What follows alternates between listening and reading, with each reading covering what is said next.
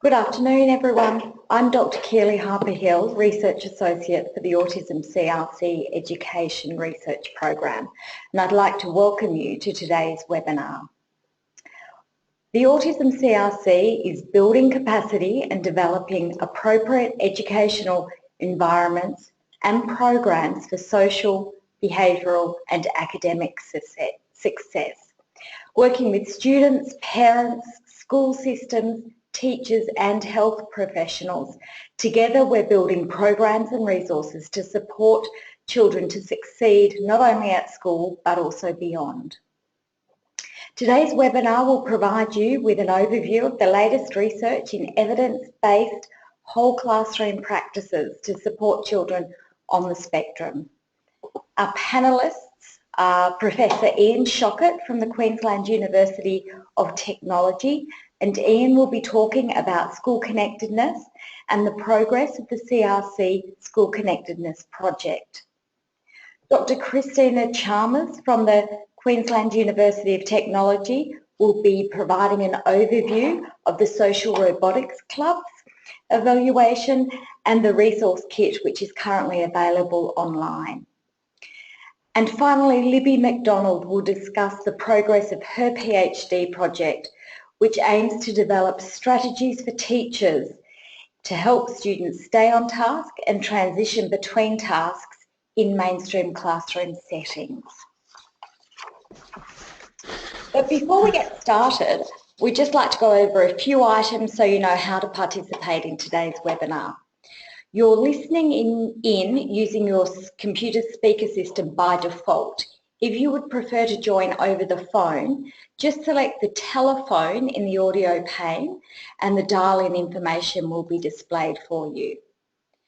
You also have the opportunity to submit text questions to the panel by typing your questions into the questions pane of the control panel. So you may send in your questions at any time during the presentation and we'll collect these and address them at the end of today's presentation. But first I'd like to introduce Ian Shochet. Ian is a Professor of Clinical Psychology at the Queensland University of Technology. He has an international reputation in resilience research, developing nationally and internationally recognised programs that promote resilience. The multifaceted Teenage Resilience Program developed by Ian, the Resourceful Adolescent Program, or RAP, is endorsed by the Commonwealth Government as an evidence-based intervention for the prevention of adolescent depression. It has been implemented in 17 countries and thousands have been trained to run the program nationally and abroad. He has also done pioneering prospective research on interpersonal predictors of mental health problems with a particular focus on the role of school connectedness and belonging. He's currently a co-leader on a project supported by the Autism CRC to promote resilience and school connectedness for young adolescents on the autism spectrum, and we welcome you, Ian. Thank you very much, and thank you for that introduction, and I really appreciate being invited to the panel. This is a new experience for me to do a webinar, and it's unusual to be talking to people who I know are there, but I can't see them and interact with them, but glad you're on board and hope that you'll enjoy it. So I'm going to be talking to you about work that we're doing as part of Program 2, where the aim of the work is to promote well-being and mental health in adolescents living with ASD, with a particular focus on promoting school connectedness as a conduit of that. We know that adolescents who live with ASD have a greater risk of depression and other mental health problems, and they also struggle with connectedness and belonging within the school context. And so what we've been doing as part of this research, and we're very grateful to the Autism CRC for the funding of this project, is talking about multifaceted strategies that we go about to try and promote and improve mental health of and well-being of these adolescents.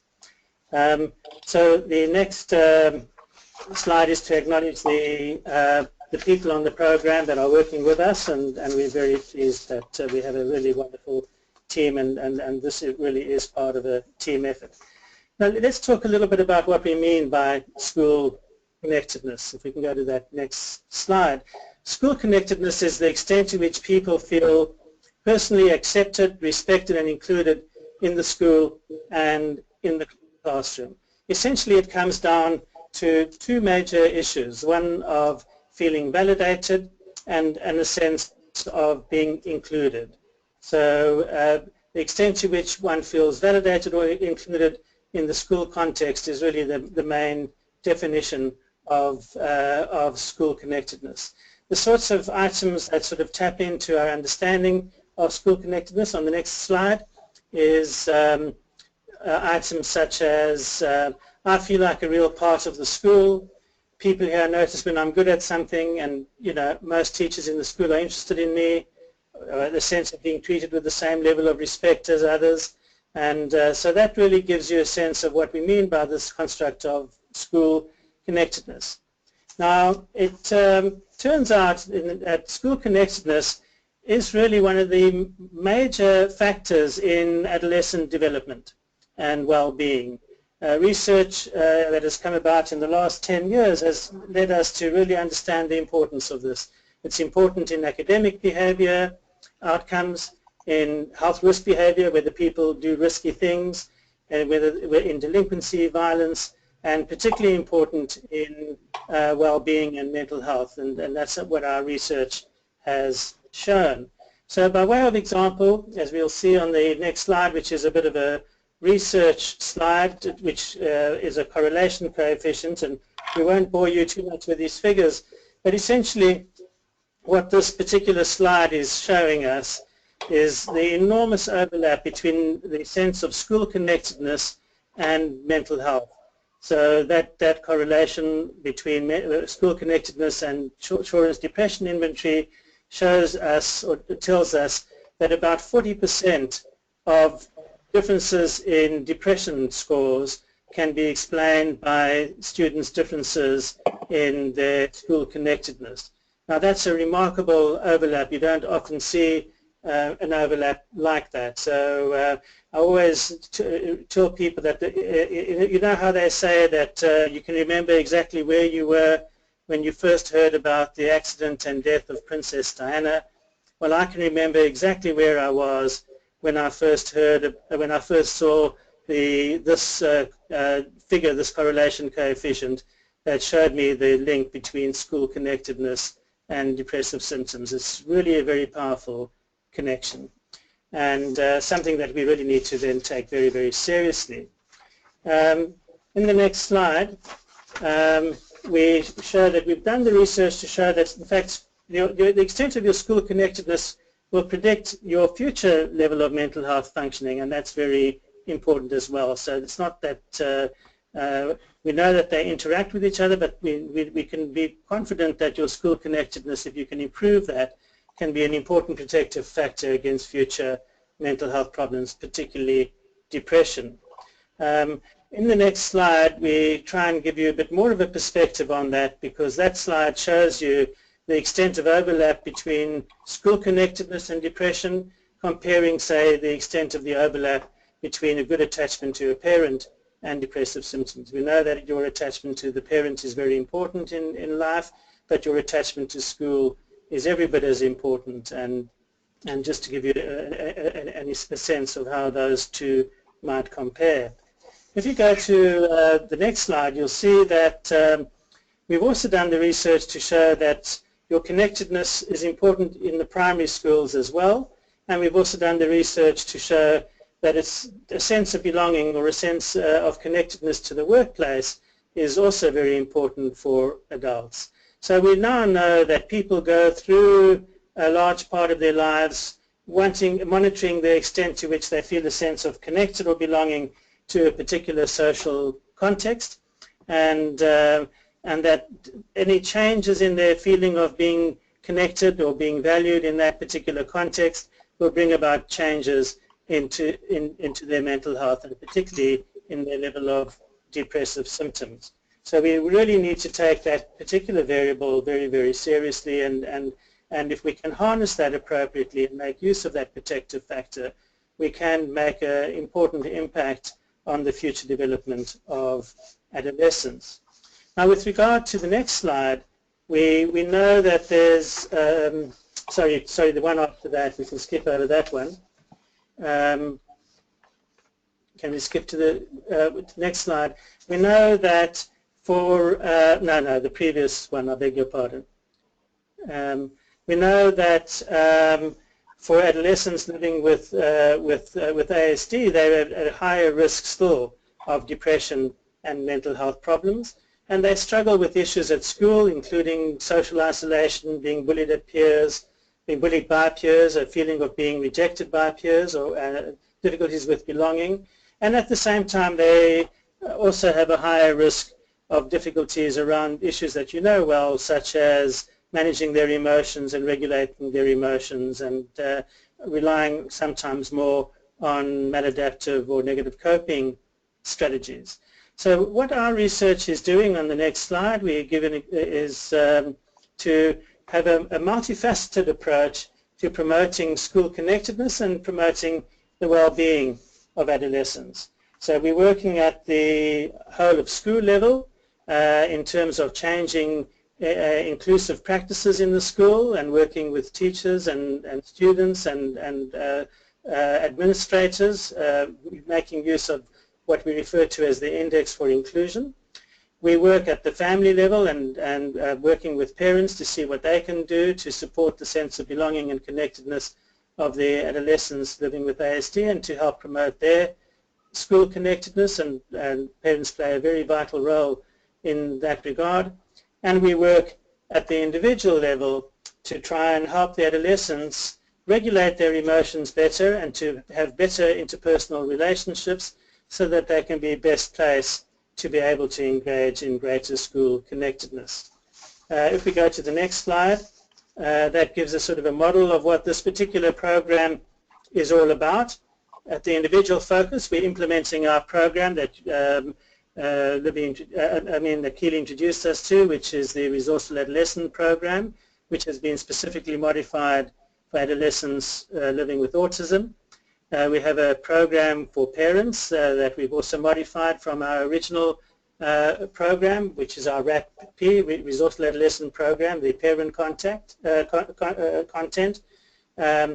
and then the whole of school level. And the purpose of that is to do two things. One is to increase people's sense of belonging and connectedness and improved relationships, and the other is to help people manage their emotions. In other words, to improve their resilience, because we know that the more people can manage their emotions and stay regulated, the more likely they are to have a sense of connectedness and belonging. And we also know that the more people can have a sense of connectedness and belonging, the more likely they are to regulate their emotions. And those two things in conjunction with one another will give us the best prospect of improving the well-being and mental health of adolescents on the spectrum. The school level approach on the next slide, we talk about the model of the Index for Inclusion. The work here of Suzanne Carrington has been very useful for us in that regard, and we're very fortunate to have Suzanne and Beth on our team doing this wonderful work. And we have integrated with that work some of the work that we'd also previously done on working with teachers specifically around the microskills of improving connectedness within the classroom. On the next slide, we just give you a bit of a flavor of what the workshop for teachers includes, and that really is a set of skills or components that together might promote school connectedness. We've developed with that something that we refer to as the WISE model, where W stands for the warm relationships that are important in improving connectedness, the importance of empathy, a developmental understanding that underlies those relationships, the importance of inclusion, of helping people have a sense of belonging and finding a role, the importance on focusing on individual people's strengths and noticing those strengths and encouraging people to use those strengths, and playing to people's strengths, and the importance of equity and fairness, and making sure that schools and classroom are autism friendly and understand the importance of equity and fairness in that context. At the individual level, on the next slide, we give you, if we can move to the next slide, we give the examples of the of what happens at in the individual program with the adolescents. We work with adolescents on an individual basis. It's a 12 to 15 session program, and the program tries to help adolescents identify their strengths, develop ways of remaining calm and stress management approaches. We talk about ways of developing more positive self-talk in the face of even difficult situations, and moving away from negative cognitions to more positive cognitions and more positive self-talk.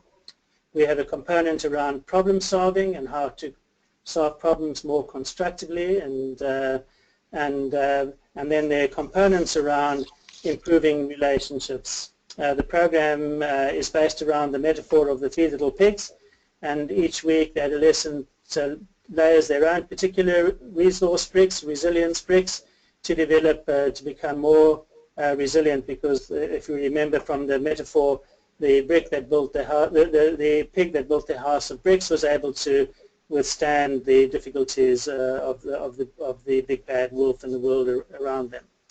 On the next slide, we give an example of what adolescents have said about the program. That when they completed the program, we asked them to fill out some process evaluations, and they spoke about how it helped them to put things in greater perspective. They enjoyed the RAP model because it helped them to cope with stressful and frustrating situations. We liked the comment about it, that they're lovely people who run and how understanding they are, and we certainly know how important that might be in the program. On the next slide, some more examples. One person has said, I think the most useful thing I learned throughout the RAP program is that the RAP model, because it has helped me to turn a risky situation into a more resourceful one. And certainly that's one of the things we stress in the program, is how to go from a more risky response to a more resourceful response. On the next slide, we give you an example of what happens in our parent program, and that really has been a wonderful, we've had a wonderful opportunity to meet with a lot of parents and to run the program with them. The program again is a very strength-focused program, just like the RAP program. The whole narrative of all of our programs is to promote strength and not be deficit-focused, and we think that that's a very important part of what defines the work we do. We talk about how important it is for parents to acknowledge their strengths, to look after themselves in terms of we do our best parenting when we can manage our own stress. The program focuses on understanding adolescents, consolidating relationships, promoting their sense of connectedness, and promoting positive family relationships. On the next slide, we give examples of what some of the parents might have said to us in response to the program. So we were fortunate that we've just finished a whole range of these parenting programs that we ran, and we interviewed parents through qualitative interviews on the phone after that. So if we read the first one of those, it was really good to know that I was doing something right. It's not all bad. I suppose we spend so much time involved in parenting that we never looked at the things we do well. You know, so it was nice to know that we were doing some stuff right. And I think that speaks to the importance of taking a strength-focused approach in the work that we do. I won't go into more of those because I am aware of the time, but on the next slide, I'll just read the top one. There's a lot of it that's gone into practice, talking about the program. I suppose one of the things really is, well, one of the ones we found really useful was being less stressed, and how when we're less stressed and when we're calm, how we really need to look after ourselves so that we can look after our family. When we asked the parents to reflect on if they've noticed any changes in their adolescence, we had these kinds of responses as a result of the work that we're doing. The top one, he's not flying off the handle the second he gets into the car after the school like he used to. And the second one, in some ways he's starting to have a bit more fun, a bit more cheeky. He's showing more of his personality. He's become a bit of a tease, which is interesting to watch. So the parents are beginning to notice change in their adolescence as a result of the work that we've been doing, and we've been very privileged to do this work. So just in summary, we know that school connectedness is a vital factor in promoting well-being in adolescents. We also know that we need a multifaceted intervention to promote this. We need to work with the adolescents, the parents and the teachers and the school system, which focuses on promoting resilience and connectedness, and early results suggest a positive response to the program contents and components. So thank you very much for your time and attention. Thank you, Ian. And the School Connectedness project is certainly up and away, and the team are doing some amazing work. So thank you for that update. I'd now like to introduce you to Dr. Christina Chalmers, who is a lecturer in Mathematics and Technologies Education in the School of Curriculum at the Queensland University of Technology. Chris currently leads the Robotics at QUT project, which is a support network developed to assist teachers and students from over 50 schools in regional and low SES areas who are engaged in robotics-based STEM activities. The program provides professional development workshops for teachers, school-based experience for pre-service teachers, robotics loan kits for schools, sponsorship to competitions for school students, and on-campus robotics fun days for school students and their parents. Chris is involved in research projects focusing on technology, robotics, social skills, computational thinking and STEM, and I'd like to welcome Chris to tell us about the Social Robotics Club that was completed as part of the Autism CRC program too. Great, thanks Keely. As Keely said, I was involved in the Robotics Social Club project. We did this in partnership with the Cooperative Research Centre for Living with Autism, Brisbane Catholic Education and Queensland University of Technology. The Brisbane Catholic Education had actually implemented a couple of robotics clubs within their schools, and one of the staff there approached me, Jay Hobbs, to see how we could improve the clubs to better support inclusion of students on the autism spectrum who are interested in joining the clubs. We worked with Beth Sager, who Ian introduced earlier on his project. She also works with QT, and she's worked with the Autism Research Centre previously. And also Caitlin Hinchcliffe is a great research assistant who also worked with the teachers and conducted interviews with parents and students. So I might get you to flick to the next slide, please, Keely. So we first developed a framework involving social skills and robot skills, including building and programming. These align with the Australian Technologies curriculum. The social skills were developed on the personal and social capabilities of the Australian curriculum as well. We took into account individual students' needs, how teachers could plan their sessions and focus on the learning process. We also identified teachers' professional learning needs. So we're going to help support the 4 teachers in the 2 schools that were involved in the program and implementing the program. All the teachers that we worked with had limited robotics knowledge when they started, so we worked with them to develop their knowledge in this and how they could implement the robotics social clubs within their school settings. And this is achieved mainly by assisting the teachers in some of the introduction sessions and by gradually letting the teachers take control by providing them with necessary resources for them to feel comfortable with running the clubs by themselves. And so while we had a little flexibility to how the robots social clubs were implemented in the different schools, there were some elements of the program that we considered really essential to its effectiveness in a school setting. So a number of these were, first of all, included, we started with analysis of the social strengths and challenges of each student using the personal and social capabilities from the Australian curriculum.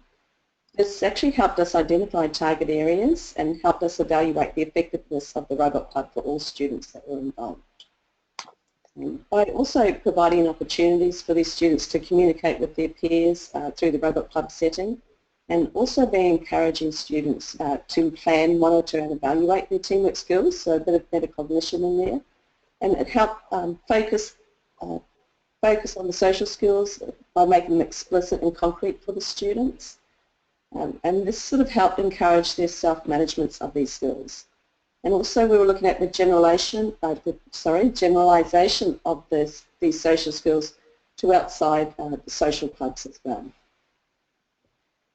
We also included parents in this study. The homeschool communication was very important, so to encourage the reinforcement of these target skills outside of the classrooms. And the guidelines were actually drawn from a review of the autism intervention research by Codell and company. So we used an action research design, and we evaluated how the club promoted relationships and engagements with students, particularly on the autism spectrum. We actually identified effective strategies to support students' academic engagement and their peer relationships. And we actually developed a resource kit, a manual for teachers to help them implement robotic social clubs, and this is also available for other interested schools on the website. So could you, next slide please. The research was a pilot study initially involving over 100 students. 40 students were in the robotic social clubs, and all students in grades 7 and 8 at the two schools were involved in completing a social networks and friendship survey, a student motivation and engagement scale, and this allowed for sort of a comparison of the outcome measurements between students in the robot social clubs and also the students in the general population in the grade 7 and 8s in the school. With the students, we also had a semi-structured interview to gauge the experiences of the 40 students involved in the club, including the 19 students on the autism spectrum. And we also use visual supports to help students answer the questions in interviews as needed. The teachers also participated in a semi-structured interview before and after the 12-week program. This was to gauge their perspectives of the students' experiences in the clubs, and also to evaluate the transport of those social skills from the club context to the classroom context, and also outside the classroom as well. And as I said before, in the two schools we had two teachers in each club, and they led the club. So ideally with the teachers in the club, they should be teaching some of the participants in their normal classrooms as well. This is in order to support the transfer of skills back into the classroom and to help strengthen that teacher-student relationship as well.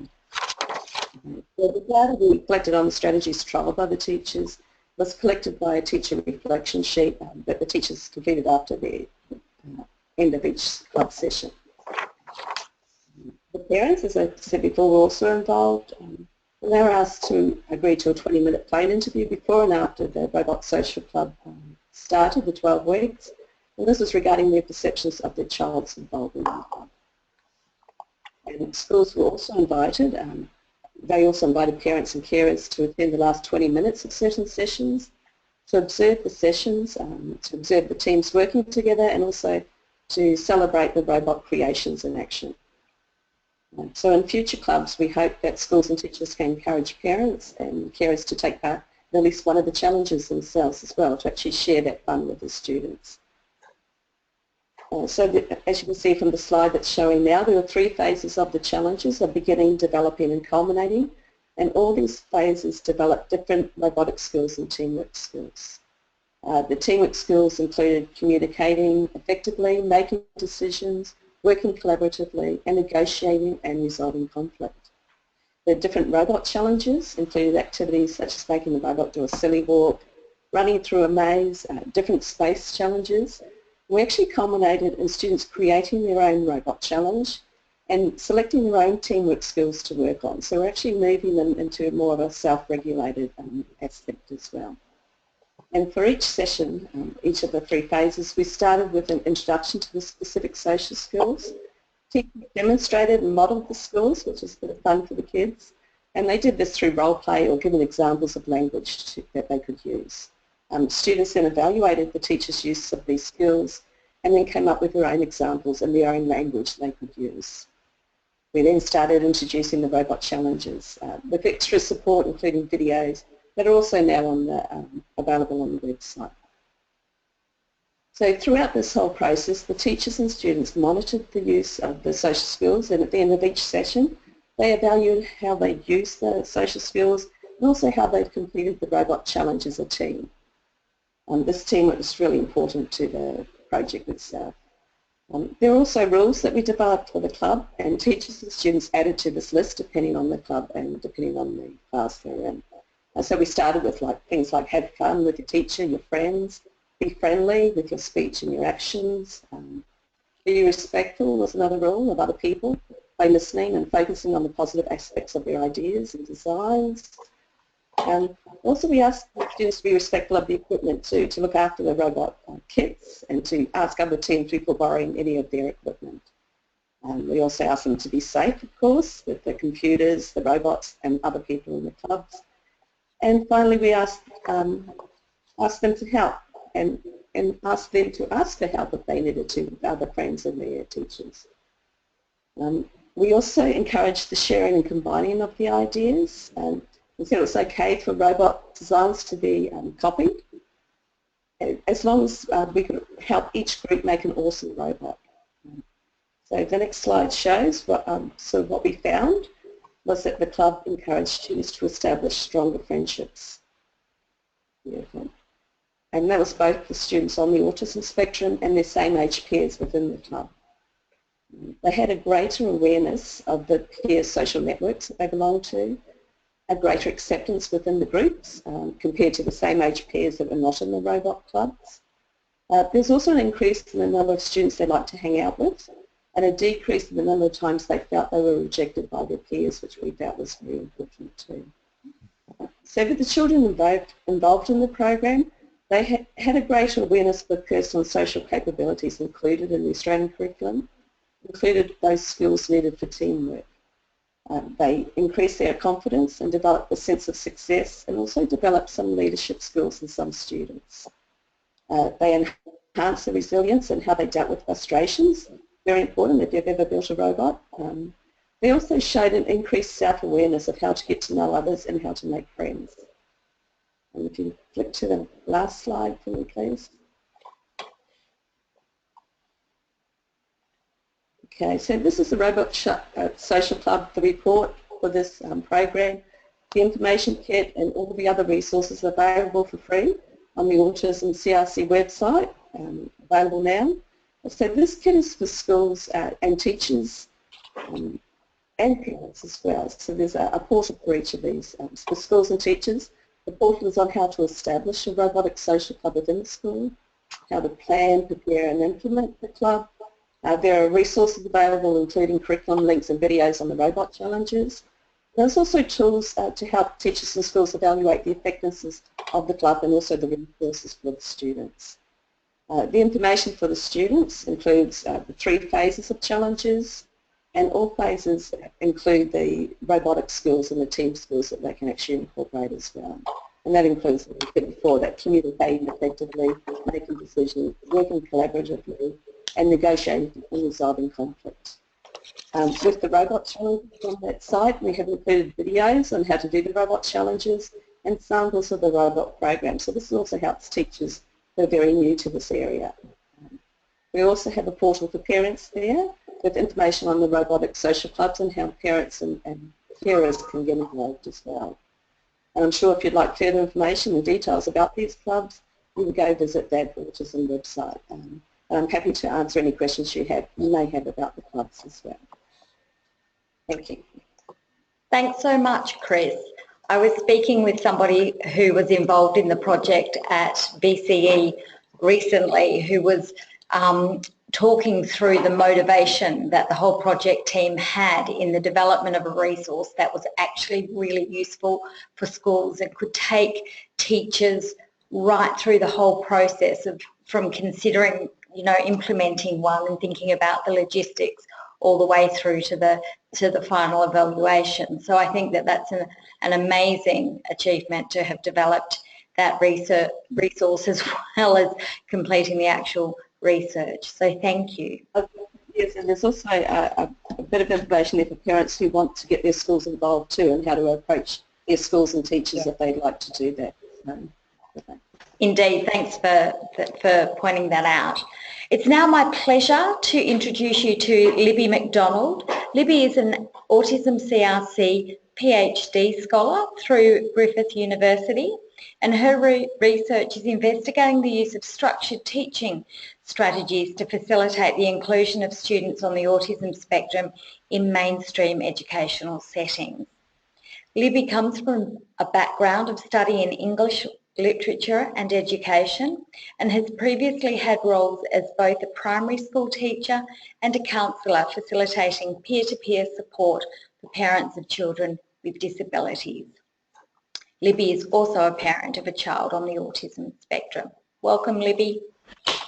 Thank you, Keely, and good afternoon, everybody. As Keely said, I'm an Autism CRC PhD scholar, and I'm looking at some very simple teaching strategies that can help students stay on task, that can be used inclusively in mainstream settings. And if we can go on to the next slide, I'll just very quickly acknowledge the rest of the project team. Deb Keane, Jill Ashburn, David Trembath, Deborah Crossley and Karen Haas, who've all worked on this project with me. And in this presentation, I'll talk very briefly about the need for autism-friendly classrooms and describe the strategies that we're using and talk a bit about my research and where it's going. Thank you. Moving on, thank you. I'm sure that if you're joining us today, you're probably aware that there is a need for some more autism-friendly approaches in classrooms. My focus is very much on mainstream classrooms. This is where a bulk of students with autism are already. The first point here mentions the Autism Awareness survey that showed 73% of students on the spectrum enrolled in mainstream schools. The more recent needs analysis survey had a figure of the parents responding 77% of their children were students in mainstream schools. And in mainstream settings, there is some evidence to suggest that these students might not be receiving a whole lot of support. Some students are there with very little support. The same Autism Awareness survey found 31% of parents reported their child receiving no school-funded support, and 20% were unaware of whether their child received support in school or not, which probably points to a bit of a communication problem with parents and schools there. But a lot of these students are in mainstream classrooms and largely supported by mainstream classroom teachers. There has been research to show that they exhibit more behavioural and emotional difficulties than their peers. And my focus in particular is looking at issues to do with executive functioning, that these students can have difficulty managing transitions and staying on task and working independently. And part of this issue too is that some teachers lack confidence in their ability to support these students, and that's something else that was also highlighted with the needs analysis survey, which I should probably say was something that Beth Saggers was also involved in, so she's been mentioned in each one of these talks, which is great. Next slide, please.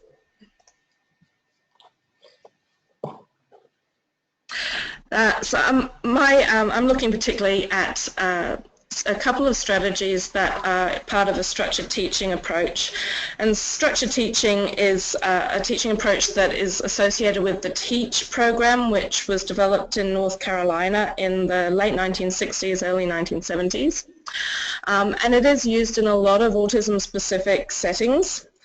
It involves a collection of strategies. It's a comprehensive approach. There's a big focus on physical structure and visual structure of the environment, including auditory distractions, visual distractions.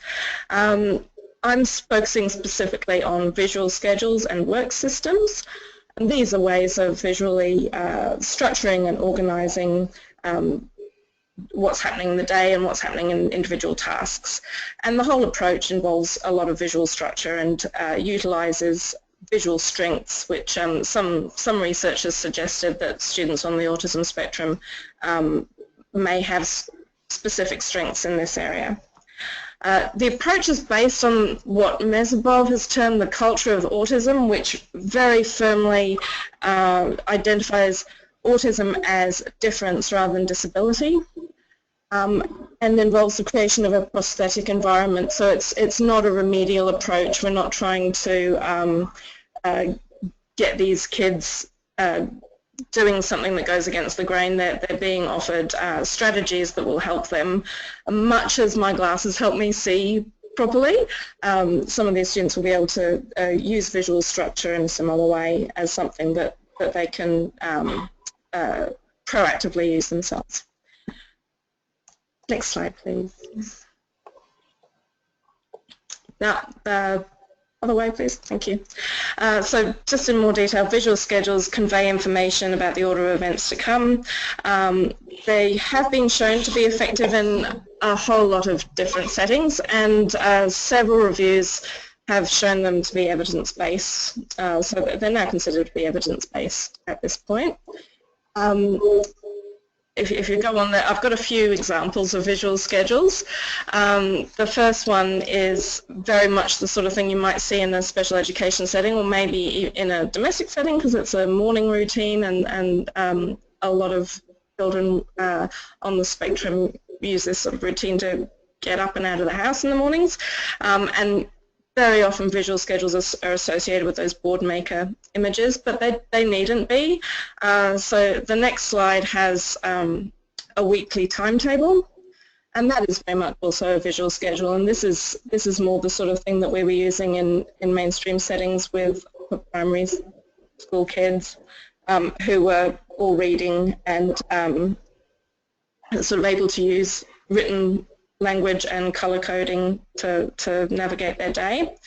So that's an example of a weekly schedule. The next one is an example from an aspect school, and this is, you can see how very used this timetable is. The child who is using it's really interacted with it and crossed things off and changed things, and there's a real potential for that sort of timetable to be a very dynamic tool for these kids.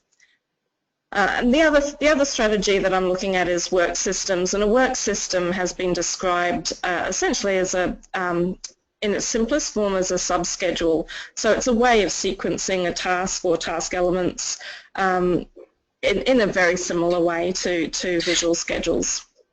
The defining features of a work system are that they answer these questions for a student: that what are they supposed to be doing, how much they have to do, how to know they're finished, or how to know that they've made progress, and what to do next. And so those are the defining elements that we've used in this research. So I've got some pictures of work systems. The first one is the sort of thing you would see if you went to an autism-specific setting or maybe a special education setting. You'd see probably an individual alcove with numbered drawers and a sort of a visual schedule that you can see that there are sort of pictures that they can interact with using Velcro, and a finished box so that the student knows what they need to do, what order they need to do it in, and how to know they're finished. They can put it to the side in the finished box. Done. There's a very clever use of space underneath the bed. The desk is a sanctuary space in this picture as well. This is obviously not a setup that's terribly practical as an inclusive measure in mainstream classrooms. It's not something that many mainstream classrooms would have the space or resources to do, and certainly not for every student. So next slide, please. This is obviously a really much simpler work system, but it is a work system nevertheless because it answers those questions. And this is a very simple checklist that was used by a student who was having trouble with very unstructured playtime during breaks. And it's just a list of things that can be ticked off, and he was able to then interact with other people in the lunch times and have something to do and have an activity and get some physical exercise. Having just the open playtime did not could not see them, and that really helped him to get something out of that time. Next one, please. And this is maybe simpler again, certainly as far as providing resources for students go. This is, I don't know if you can see clearly, this is a tablet. Very easy to just take a picture of instructions off the board and interact with that and cross off things as you go and highlight things that are important and interact with things in that way. It may be a practical way of doing this with some students, particularly if they're using this sort of technology already. Once again, it's not something that's maybe possible in every classroom, but it's an idea. Next slide, please. Thanks. So there is quite a significant gap in the research into these strategies. So while visual schedules are, by a number of reviewers, considered to be evidence-based, there is very little done on them in mainstream settings. Work systems, there is even less. There are very few studies specifically looking at work systems, and none of them are inclusively used in mainstream classrooms or implemented by mainstream teachers. They're usually done, researched in pull-out settings or special education settings. So the purpose of this study was to evaluate the visual scheduled work systems in mainstream classrooms in a natural environment, looking at tasks that students were really doing normally in these classrooms, and looking also at behaviours that were defined by the teachers. I've noticed this slide, some of it's dropped off the bottom. Oh, there we go. If we could go back again just quickly. Yeah, so it's we did a pilot, and then we did a multiple baseline study across 4 classes looking at 4 students. And I just wanted to go through this quickly. I'm very happy to talk at length about it if anybody's interested in hearing the details of the study. But we were looking at on-task behaviour during a literacy task before and after this visual schedules in the form of a daily timetable and a work system were introduced to structure the task. And we did find that on-task behaviour increased and was more consistent with the intervention in place. There are a lot of challenges to looking at these things in mainstream classrooms, but this was really worthwhile doing to sort of bridge the research to practice gap and engage with teachers and capture some of those natural behaviours and to see whether things are feasible to be implemented in these mainstream settings. But yeah, next slide, please. There's a little bit more detail about we consulted with teachers about the tasks and the dependent variables. Some off-task behaviours that were individual to students sort of were a bit surprising. There was one student who actually would read under his desk, and so his teacher found that was off-task behaviour. We were able to code for that by consulting with the teacher about what that individual student did and had issues with. And so it was able to be quite targeted in that way and quite specific to the context. And the next slide is a little bit of feedback we had from teachers at the end of that. But it did work to confirm what to go on to next and what to get ready for. We focused on upper primary in particular because a lot of these visual strategies are in use in earlier primary school classes, and their use tends to drop off a bit towards the end of primary school. And yet by the time kids get to high school, they're expected to be able to use timetables and to be able to break down larger homework assignments and things like that. So we felt that there was a real gap there where these strategies would be particularly useful, although they would be useful at any point, most probably. And that was acknowledged by the teachers, that it assists with high school preparation. And one teacher found their student was very eager and to use the sheet that she made up for him and would prompt her if it wasn't done properly.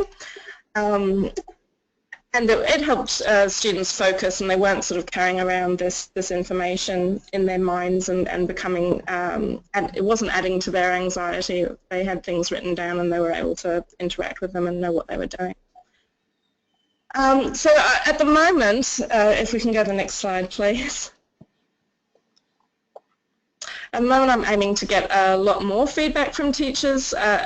That was obviously quite a small-scale study done with just four teachers, and just focusing on a particular part of the day. And we'd really like to know what teachers think about using these strategies at other times. And we're trying to develop a resource that will help teachers to implement these strategies in ways that would be useful for students on the spectrum. So at the moment I'm conducting an online survey, and we're looking for teachers to answer a short 10-minute survey and then look at the draft of the information package we're putting together, spend a couple of weeks with it, and then do another sort of quick 10-15-minute survey to give us some feedback on it.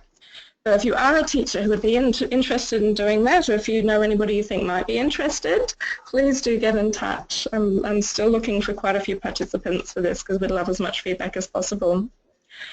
And that's it. Thank you very much. I hope I stuck the time. Thank you, Libby. Thank you. And thank you, everyone. Now, I'm just wondering, Tess Cosgrove, our Communications Manager, has been managing all of the tech elements today. Tess, do we have any questions? We have one question. Libby, someone saying that they have 2 children on the spectrum in their mainstream school and they would be very happy to be involved. So to that participant, if you could contact Libby. Libby, do you want to give your email address? I think it's up on the screen now, elizabeth.macdonald2@griffithuni. Yep. Thank you. All right. And I know that Libby will look forward to hearing from you. So we don't have any other questions at the moment or comments, but Ian, I wouldn't mind going back to you and just asking from your research so far, what type of experiences do people on the autism spectrum have at school with regards to school connectedness? Okay, well that's a good question, and strangely enough there hasn't been a great deal of research directly in this area, but we do know, of course, that people on the spectrum struggle enormously with with connectedness and relationships. But more recently, as part of the needs analysis that Beth Saggers had done, we specifically did look at the issue of school connectedness, and certainly found that kids on the spectrum struggled with school connectedness, and that was a major factor in predicting whether they had other difficulties such as depressive symptoms. So that research that Beth Saggers did really pointed out the importance of school connectedness for these young adolescents and the struggles that they have in relation to that. Thanks, Ian. We do have another question here. Somebody's asking if there's any chance of linking the RAP-A-ASD program for students with ASD into the regional areas. Not sure what the process would be, so that this program can reach outside the metropolitan area. So Ian, would you be able to speak to that? Yeah, now look, I mean, we're strongly aware of that particular issue, and in fact we're going to be putting our efforts and energies in the next 2 years very much into seeing how we can implement some of this work in the regional communities, and we will actually be doing, I suppose, what we would refer to as a generalization probe. And so there will actually be work done both in New South Wales with some aspect schools, and in Western Australia, which we're hoping to get off the ground, and we're hoping to develop other partnerships and progress the issue in regional and rural and remote areas. Fabulous. Thanks, Ian. So somebody has asked about what the work systems actually looked like in the mainstream classroom. Okay, what we did was we provided teachers with a workbook, which we are developing into a resource, which described work systems and gave all the examples that I've given you and information on their use. And for implementation, we gave them a checklist about providing visually that information. So those things that what to do, how to tell whether they're finished and how much progress they're making and what to do next. And so teachers were sort of, they were provided with a template which was a very basic checklist template, but it was left up to teachers what resources they wanted to use to implement that.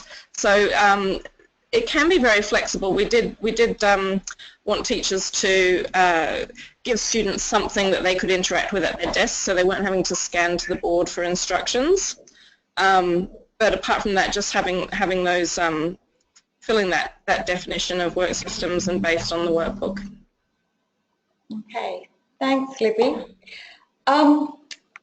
So Narelle is just asking about Queensland, and I'm thinking that, Narelle, this is in response to what the answer Ian has just previously given about the RAP program in regional areas for the project.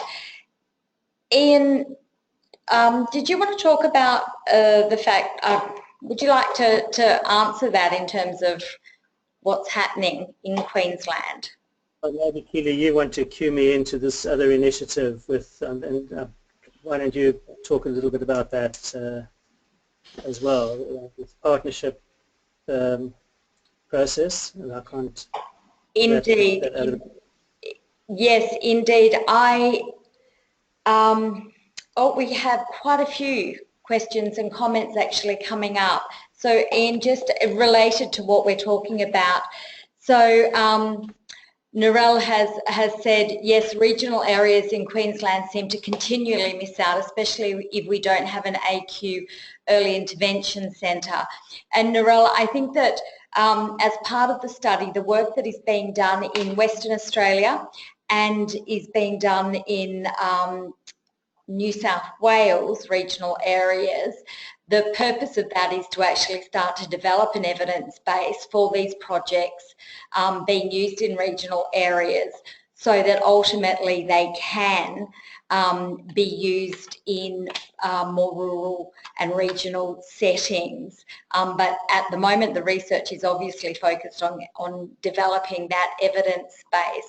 We do have some projects that are being run in rural and regional areas, so if you would like to get in contact with myself, then I would be very happy to talk you through those. And also if you want to make contact here with the Autism CRC, they can certainly give you my details. I don't think the details are on. They will be? Info at. Yep. Okay, so it's the info@Autism CRC email address. We have applied for some additional funds to do some work in Queensland, and we're still waiting to hear on that. Indeed, indeed. Thank you, Ian. And so here we've got the final question for Chris. Someone asking whether or not the robotics clubs are suitable for use in primary schools.